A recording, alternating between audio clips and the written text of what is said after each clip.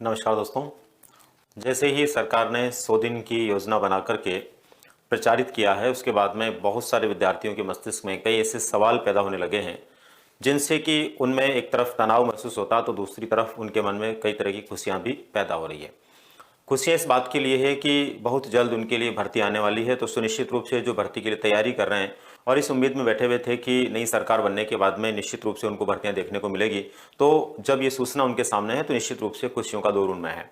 और जिन्होंने अभी तक तैयारी शुरू नहीं की है उनके लिए भी कोई तनाव वाला मुद्दा नहीं है, अभी भी वो अपनी तैयारी शुरू करते हुए बहुत अच्छे से अपनी सफलता को प्राप्त कर सकते हैं। सवाल क्या है हमारे सामने जिनको लेकर हम बात करना चाह रहे हैं, तो पहला सवाल हमारे सामने है, विज्ञापन कब तक संभावित है। जैसे कि पिछले 1-2 दिनों से आप लोग सुन रहे होंगे, देख रहे होंगे, कई चैनल्स के माध्यम से भी आपने देखा होगा, सरकारी सूचना भी देखी होगी, समाचार पत्रों में भी आपने पढ़ा होगा कि बहुत जल्द ऐसा होने वाला है। 100 दिन की योजना भी जो वायरल हुई उससे भी आपको पता चल रहा है कि निश्चित रूप से भर्ती आने वाली है। लेकिन दोस्तों आप देखिए, हम बात करें नई भर्तियों की जो पेंडिंग चल रही है, वर्तमान में हो रही है, उनकी हम बात नहीं कर रहे, हम नई भर्तियां उनकी बात कर रहे हैं जो एकदम नई तैयारी में लोग जुटे हुए हैं। दोस्तों उनके लिए यदि हम बात करें तो विज्ञापन कब तक आ सकता है। अगर आपने बहुत अच्छे से सूचना को पढ़ा हो तो उस सूचना के अंदर ये स्पष्ट है कि अभी रिक्त पदों के लिए वो सूचनाएं एकत्रित करेंगे। यानी राजस्थान भर में विभिन्न पदों पर, खास तौर पर किन किन पदों पर, व्याख्याता के पदों के ऊपर, व्याख्याता के पदों के ऊपर, इसके अलावा ग्रेड सेकंड यानी कि जो वरिष्ठ अध्यापक हो उस पद के लिए, ग्रेड थर्ड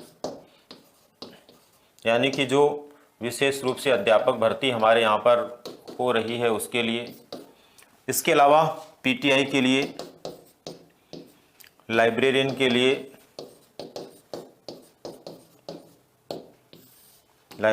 लिए, इसके अलावा लैब असिस्टेंट के लिए। दोस्तों इन सभी पदों के ऊपर भर्तियां होना तय है।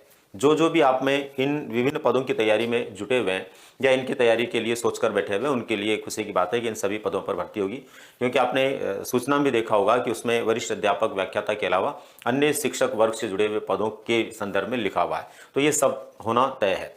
अब हम बात कर रहे हैं कि आखिर ये विज्ञापन कब तक आ सकता है, कब तक इसकी संभावना है। अभी अगर पदों की गणना करवाई जा रही है और खाली पदों की सूचना ली जा रही है दोस्तों, तो इस कार्य के होने में आपको पता होना चाहिए पिछले सरकार ने 1 साल पूरा कर दिया था। तो यहां पर हम इतना नहीं मानते, लेकिन कम से कम 1-1.5 महीने का समय तो लगेगा ही लगेगा।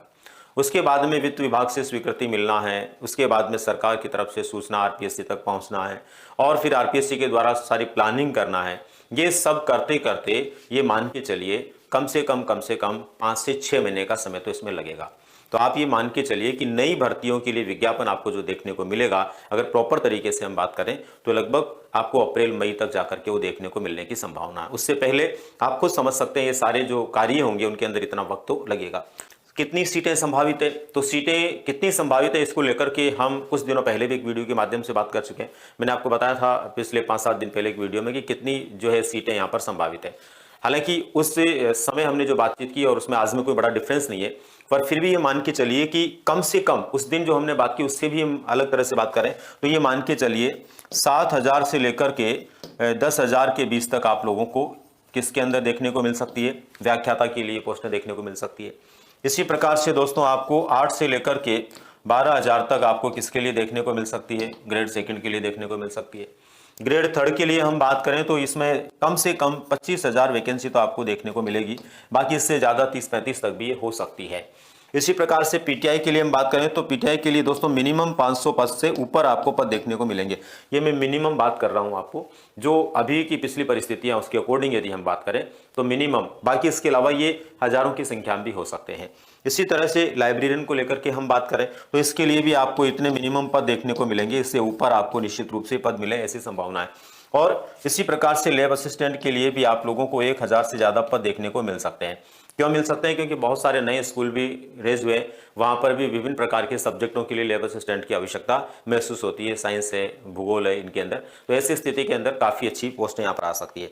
ये जो संख्या मैंने लिखी है मिनिमम है, मतलब इसमें ये काफ़ी हद तक आगे बढ़ सकती है, पर हर वर्ग में आपको विज्ञापन देखने को मिलेगा। अब इसके बाद में नेक्स्ट बात करें दोस्तों, परीक्षा कब तक संभावित है। ये भी एक बड़ा सवाल है कि ये सब कुछ होने में 5-6 महीने का समय अपन मान रहे हैं, तो परीक्षा कब तक संभावित है। तो जहां तक मेरा मानना है कि 2024 के अंदर अंदर आपको इन परीक्षाओं में से ज़्यादातर परीक्षाएं देखने को मिल सकती है, और ज़्यादातर नहीं तो भी कम से कम एक दो परीक्षाएं तो आपको इनमें से 2024 में ही देखने को मिल जाएगी।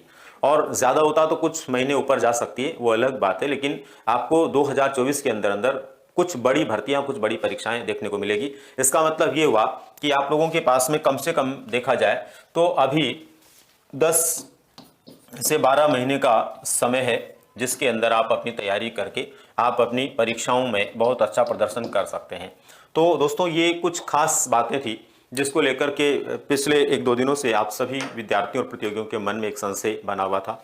जैसी सूचना हमें मिली है, आपने खुद ने भी पेपर्स में पढ़ा होगा, तो उन सूचनाओं के आधार पर आप खुद भी विश्लेषण करेंगे, आकलन करेंगे, तो आपको अंदाजा हो जाएगा कि इतना समय तो लगेगा ही लगेगा।